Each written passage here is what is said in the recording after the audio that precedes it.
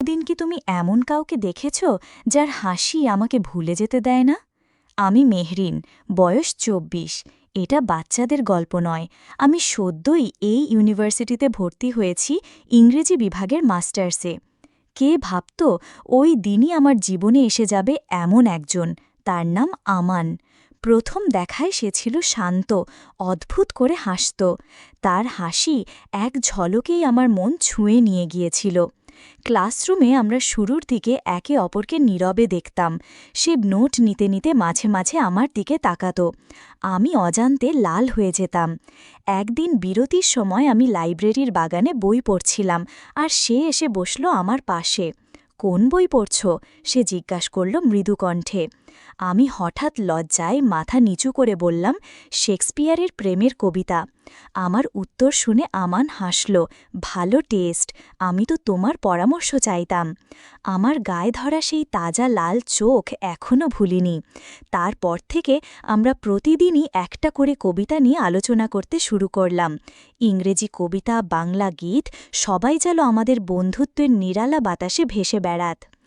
এক বিকেলে বৃষ্টির ধোঁয়ায় শহর দূরের গাছপালার মধ্যে ঢুকে ঝর্ণার শব্দ শুনতে গিয়েছিলাম আমরা দুজনে। তার হাতে ছিল আমার প্রিয় রবীন্দ্রনাথের সঙ্গীতালাপ বইটি। সে উতরে দিল রোদেলা লাইনের নিচে লেখা তার ছোট্ট নোট, তুমি আমার সুর। আমার হৃদয় কেমন অচেনা উচ্ছ্বাসে ভরে উঠল। তখন বুঝেছিলাম এটা শুধু বন্ধুত্ব নয়। পরদিন সে বলল, তুমি কখনো ভেবেছ এই বন্ধুত্ব আর বেশি হয়ে কি আবার অন্যমনস্ক প্রেমে ফেরা যায়? আমি তাকিয়ে বললাম, যদি কেউ তোমার মতো বুঝতে পারে তবে তো পারি। সে আমার হাতটা নরমে ধরল, চোখে যেন এক অব্যক্ত কথা। আমি চাই তুমি থাকো পাশে। নিঃশব্দ সেই মুহূর্তে হৃদয়ের সব দরজা খোলা হয়ে গেল। আজ ওই গভীর সিম্ফনির হাওয়ায় আমার গল্প শেষ হচ্ছে না, বরং শুরু হচ্ছে নতুন অধ্যায়। আমরা এখন প্রতিদিন একসাথে কবিতা পড়ি, স্বপ্ন দেখি ভবিষ্যতের নির্মল সন্ধ্যায়।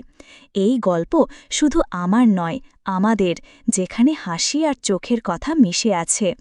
আমার বন্ধুরা সবাই বলতো, তোমাদের মাঝের কেমিস্ট্রি যেন সিনেমার মতো, কিন্তু প্রেম তো সবসময় ফুলের মতো কোমল হয় না।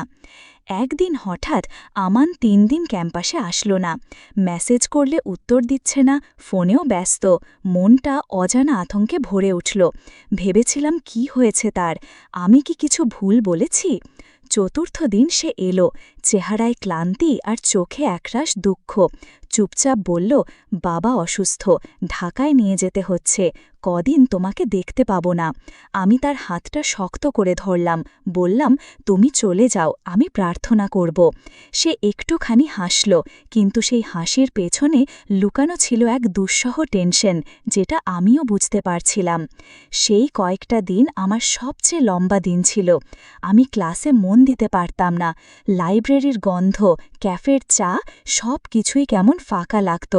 তারপর একদিন হঠাৎই আমান ফিরে এলো, হাতে একটা চিরকুট।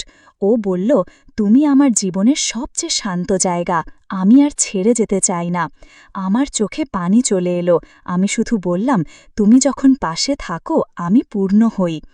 আজ ৪ বছর পর আমরা একসাথে বসে পুরনো ক্যাম্পাসে হাঁটছিলাম। আমার হাতে সেই প্রথম কবিতার বই, আর ওর হাতে কফির কাপ। ও বলল, তুমি জানো, আমার জীবন শুরু হয়েছে তোমার চোখের সেই প্রথম চাহনিতে। আমি হেসে বললাম, আর আমার প্রেম শুরু হয়েছে তোমার সেই সহজ হাসিতে। এই গল্প কোনো সিনেমা নয়, কিন্তু সিনেমার চেয়ে বেশি।